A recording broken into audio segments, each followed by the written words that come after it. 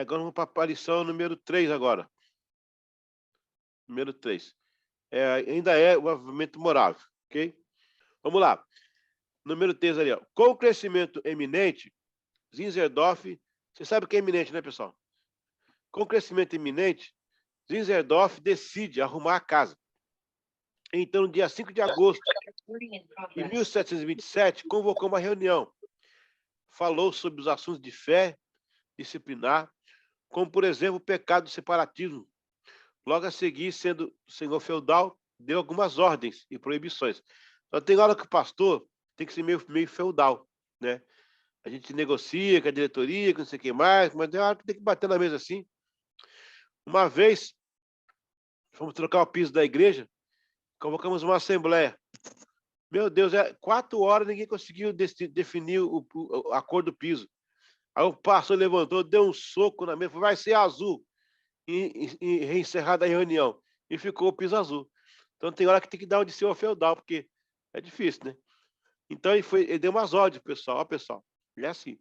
E por fim estabeleceu os estatutos para a contribuição de uma sociedade religiosa voluntária. Então, olha só, ele recebeu o pessoal, ele não sabia que ia crescer tanto lá, e agora ele chegou e foi organizar.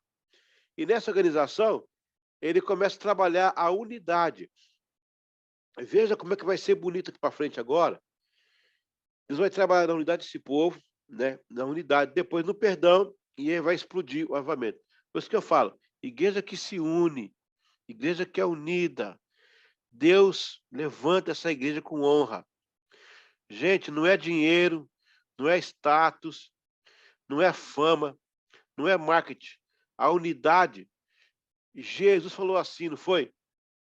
Que vocês sejam um, a fim de que o mundo crê que fui enviado. Então, não tem outra forma de o mundo crer se nós formos um em Cristo, né? Então, vamos lá. Essa frase vai ter que ser escrita aí, ó. Tudo foi recebido com alegria, até uma oração. Registra-se que tudo foi recebido com alegria e até uma oração de mãos dadas foi realizada sob promessa de obediência. Um fator marcante para a época foi que, mesmo sendo arrendatário, prometeu que seria pessoas livres de sua propriedade. Olha que interessante isso. Assim, naquele dia foram eleitos 12 homens para a supervisão da congregação, e dentre eles 4 para servirem como ancião-mor, entre eles o próprio cristiano Davi, agora recuperado. Deus foi encaminhando as coisas e agora o conde Zerdorf poderia dedicar-se mais à congregação de Herhurt, pois recebera a liderança da corte real. Sua esposa passou a ajudá-lo nos negócios e ele organizou ainda mais a pequena igreja. Com as leis da Saxônia, não permitia a igreja independente, Zinzendorf optou por uma iniciativa a qual chamava igrejinhas dentro da igreja. E que é isso aí? É o Ecclesiola in Ecclesia, que é a ideia do Spener, quando subdividiu a igreja em pequenos grupos naquela época. Aí que nasceu realmente pequenos grupos. Ou seja, pequenos grupos. Essa vontade veio depois de passar mais tempo com os irmãos e reconhecer a necessidade de maior comunhão e crescimento espiritual entre eles, como havia a maioria tcheca. Organizou pequenos grupos com característica de igreja tcheca. Agora, para todos os efeitos de lei, a congregação de Herhut era uma igrejinha dentro da igreja de Bertel. Bertel, gente, era a igreja sede, onde ficava o pastor da região. Então, como a lei da Saxônia não permitia que tivesse grupos fora da igreja oficial, o que aconteceu? Ele ligou a congregação à sede. Aí que nasce a ideia de igreja sede e congregação. Eu não sei vocês, eu já participei de uma congregação que não era sede. Vocês já também, né? Já participaram no Brasil de igreja, lá igrejinha local e tinha Sim, sim, sede, sim. né? Sim. Então, vocês estão vendo na história aí, ó, quando aconteceu isso. Foi porque 1727 era proibido ter um grupo independente. Então, ele ligou, ele criou uma congregação e ligou na sede. Aí nasceu a sede, tá vendo?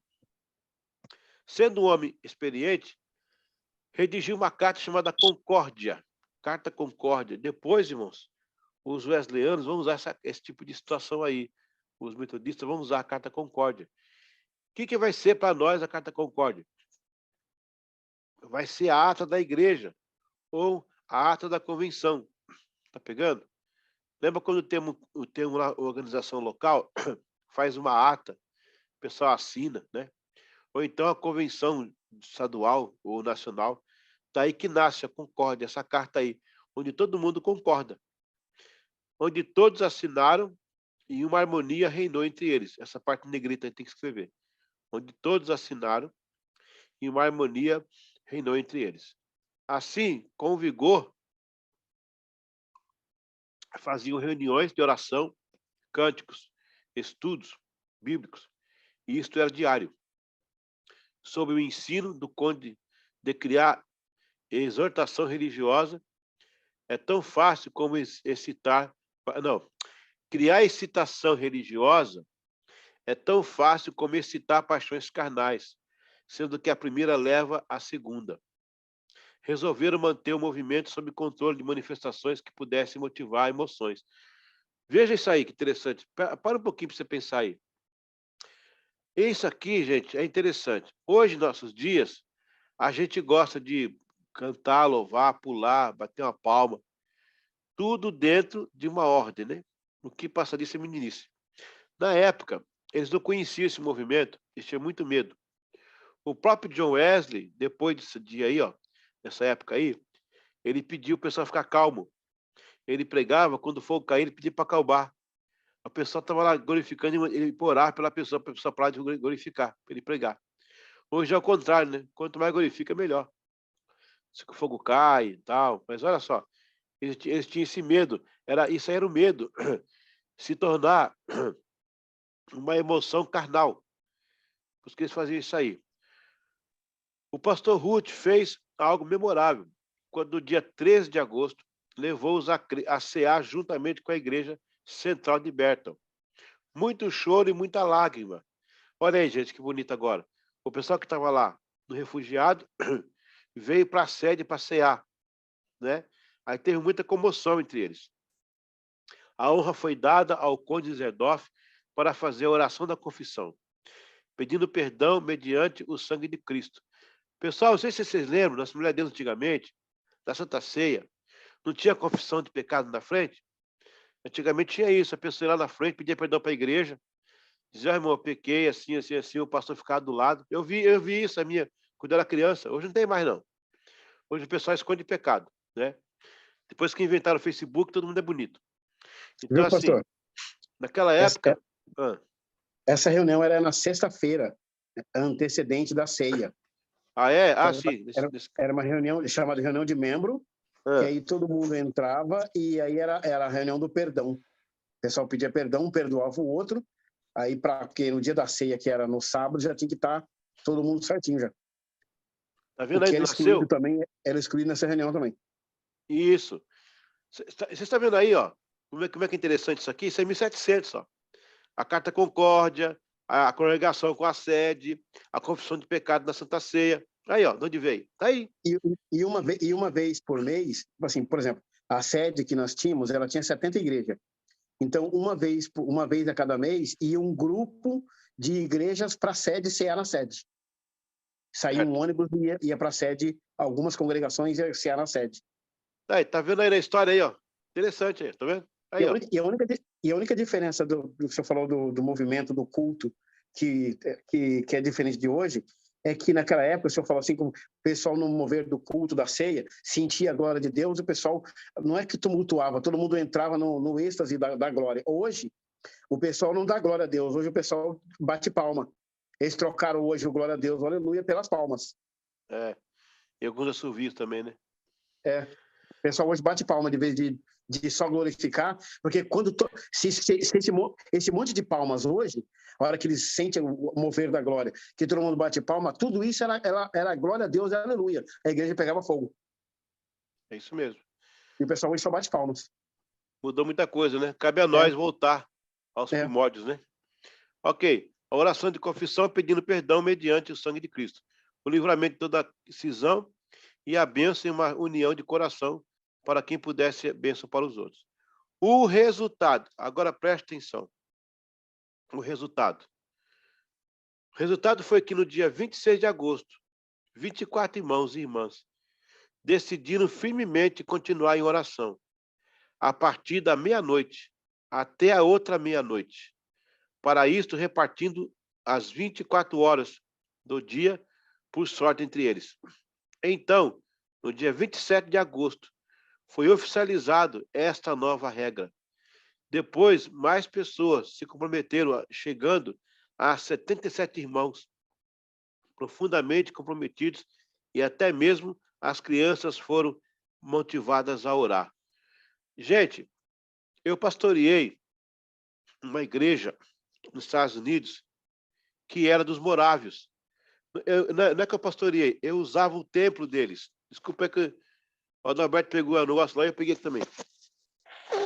Eu usava o templo deles, né? E perguntei ao pastor, lá em cima do púlpito, tinha uma lâmpada acesa, 24 horas.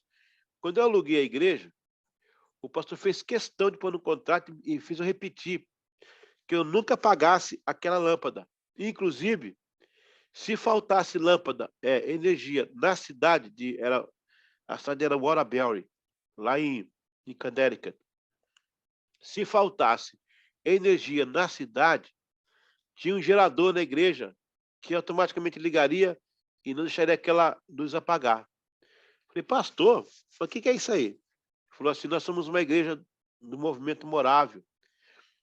E desde de 1727, nunca se apagou na casa do Senhor a luz. Era a vela, depois virou luz. E está aí até hoje, sem apagar. Que coisa, cara. Que coisa aquilo lá. Esse pessoal, Roberto, eles oraram 100 anos. Imagine vocês aí na nossa igreja de Suína, aí 24 horas abertas, o pessoal orando. Sai um grupo, entra o grupo, sai um grupo, entra o grupo, e não para, orando. Cantando, pregando, não para. 103 anos. Esses moravianos aí, irmãos, eles eram vendidos como escravos, eles não eram escravos. Eles se vendiam para evangelizar. Já pensou? Eles se vendiam para evangelizar. Fizeram mais de 200 anos de missões. Depois de 100 anos da vigília, continuam as missões. Para você ver o que Deus fez com esse pessoal aí. Agora, olha que interessante. Lá na congregação, eram 12 homens para liderar a igreja local. Quantos discípulos nós temos? 12 discípulos, né? E agora 24 irmãos se uniram para não deixar a igreja fechar na oração. Nós temos quantos anciãos em volta do trono? 24. Que é um para cada fuso horário, para não parar ali, né, a oração. Então, aqui vocês estão vendo, irmãos, o nascimento de um grande movimento. Está aí o modelo da congregação e da sede, está aí o modelo da ata, está aí o modelo da confissão e está aí o modelo também do avivamento. Eu vou parar por aqui, nós demos as 3 aulas, nós não tem prova. Espera aí. A nossa prova vai ser no final do que eu falei, que participar, né? Opa, desceu. Não, é realmente uma coisa que eu gosto muito de ler e aprender bastante é sobre esse avivamento. E hoje a gente vê a importância desse avivamento na história, até nos dias de hoje, como ela tem acontecido. Como o senhor falou, ela tem os seus altos e baixos, né? E, assim, por tudo que está se passando no mundo que a gente está vivendo hoje, podemos até dizer que, por esse avivamento, por tudo que já aconteceu e o que acontece hoje, né, realmente nós estamos numa queda, num declínio muito, muito alto, ou muito baixo, vamos dizer assim, né? E eu creio que esse avivamento vai ser reerguido novamente, eu creio, em nome do Senhor Jesus, porque de tantas coisas que o Senhor fez, e com o passar do tempo, as maravilhas, esse avivamento na Rua Azusa e tantos outros lugares que aconteceu, por pessoas que se reuniam para orar, né? Eu acredito que hoje a gente vê o Brasil não pela política, mas por um povo que está se arrependendo do que viveu, que como o povo que vivia no deserto, clamaram e o Senhor ouviu a oração daquele povo que se arrependeu. Então, eu creio que hoje, eu creio, eu tenho isso particular meu, no meu coração, que o Senhor vai levantar vai ressurgir um reavivamento, né? É E eu verdade. creio que nós somos uma nação escolhida. Eu creio nisso. Amém, Roberto. Olha só, outra coisa interessante, essa matéria vai ser muito legal. Nós vamos ver muitas coisas acontecendo nessa matéria aí, muitos locais, como Deus moveu. Mas você vai ver que é a mesma coisa. Começa com unidade, a primeira coisa é a unidade. Aí tem Uhum. perdão, confissão, aí Deus envia avivamento, logo em seguida segue o evangelismo e as missões.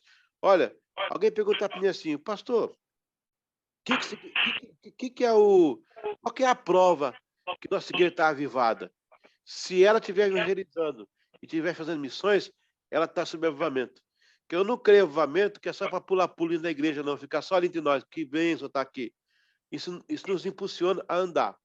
Olha só, eu estou indo visitar o pessoal aqui, semana que vem, eles fazem culto no domingo na praça. Eles não conseguiram lugar local para alugar. Aí disseram, vou para a praça. Rapaz, a classe está cheia de gente. Todo domingo lá o pessoal vai ver isso, cultuar. Ele faz o culto normal. Não é evangelismo assim, pregando, não. Ele coloca as cadeirinhas lá, o púlpito na frente, na praça, faz o culto. E o povo está vindo. E aí eu perguntei para o rapaz, escuta, mas por que está assim, pastor? Está todo mundo unido. Olha aí. É isso aí. A unidade, ela provoca isso aí. Então, como você também, eu creio, cara. Eu creio, eu quero participar desse avivamento antes da volta de Cristo. Nós somos a última geração. Nós Em somos nome de Jesus. a última geração. Amém? Em nome de Jesus, eu creio nisso. Amém. Não, viu? Falando em avivamento, eu lembro que eu participei de um culto em Diadema e um pastor novo assumiu. Ele veio da sede e assumiu a congregação. E aí, no primeiro culto, no terceiro culto que ele estava na igreja, ele percebeu que na hora de fazer o apelo não tinha almas para aceitar Jesus. Aí ele falou para os irmãos assim, irmãos, é o seguinte, eu gostaria que os irmãos, cada um convidasse uma pessoa para vir para o próximo culto, e porque no próximo culto precisa ter pessoas que não são crentes, porque senão nós somos uma igreja que não está fazendo missões. Aí ele falou o seguinte, se porventura no próximo culto não tiver no mínimo 10 pessoas que não são crentes, nós vamos, na hora do culto, nós vamos sair da igreja e fazer o culto em frente à igreja, no meio da rua. E o interessante é o seguinte, quando deu a hora do culto e começou a cantar o hino da harpa, não tinha 10 pessoas no próximo culto no domingo. O pastor pediu a banda de música, o coral de música e o grupo de jovens, toda a igreja inteira desceu para a rua e foi feito o culto no meio da rua. Interessante é que os prédios que tinham do lado, o pessoal azul que tinha do lado, naquele dia 25 pessoas aceitaram Jesus no meio da rua. Uau. Foi interessante isso. Uau. Aí o que acontece? Foi muito, eu não esqueço disso. O interessante é que depois daquele dia, todos os cultos tinham no mínimo 10, 15 pessoas na igreja. É verdade. Interessante. Não, Aí não quando há, você fala desse culto na praça aí? não há lugar difícil quando o Espírito Santo quebra. Ele quebra qualquer ambiente. Esse papo de aqui é difícil, o povo se converte, é porque a Europa tá. Não, bota a unção de Deus para você ver. Põe a unção de Deus para você ver. É o breakthrough. A unção de Deus, ela passa pelo meio, arrebenta tudo, não tem cultura que resista. Está havendo um avivamento lá no Egito. Lá no Egito, nós estamos recebendo aqui notícias que Deus está batizando com o Espírito Santo lá no Egito, está quebrando com os árabes lá, com o islamismo, entendeu? Aquele Asaf Borba esteve lá há pouco tempo, são mais de 1.500 decisões por dia. Deus está avivando o Egito. Estão dizendo que Deus vai tocar fogo no mundo islâmico a partir do Egito. Glória a Deus. Glória a Deus. O Asaf Barba está vivo ainda? Sim, uma bênção. Meu Deus, que lindo. Eu encontrei com ele outro dia no aeroporto aí, tá firme, Que forte. bênção. É da minha época, eu. Amém. Então, olha, pessoal, essa matéria promete muito. Promete muito. Essa matéria vai ser maravilhosa. Maravilhosa. Tenho certeza que Deus vai abençoar muito. Eu mesmo aqui estava revisando essa semana aqui, eu caí na graça aqui de Deus aqui. Eu caí no chão aqui, foi lindo. É maravilhoso, é muita coisa. Nós vamos estudar aí, ó, as Ilhas Fiji. Por que eu escolhi as Ilhas Fiji? As Ilhas Fiji, elas ficam em cima da Nova Zelândia. Veja ali a Austrália. Aí tem a Nova Zelândia, ela fica ali no meio da Nova Zelândia com a costa dos Estados Unidos ali. Cara, o maior lugar de voodoo do mundo, o pior país do mundo, a Ilhas Fiji foi. Mas quando o presidente pediu para eles orarem pelas ilhas, são 103 ilhas lá. O Espírito de Deus varreu aquelas ilhas de uma forma. Você vai ver no documentário aí. Coisa fantástica. Então, não há lugar difícil quando o Espírito Santo atua pelo seu poder. Não tem lugar difícil. Amém?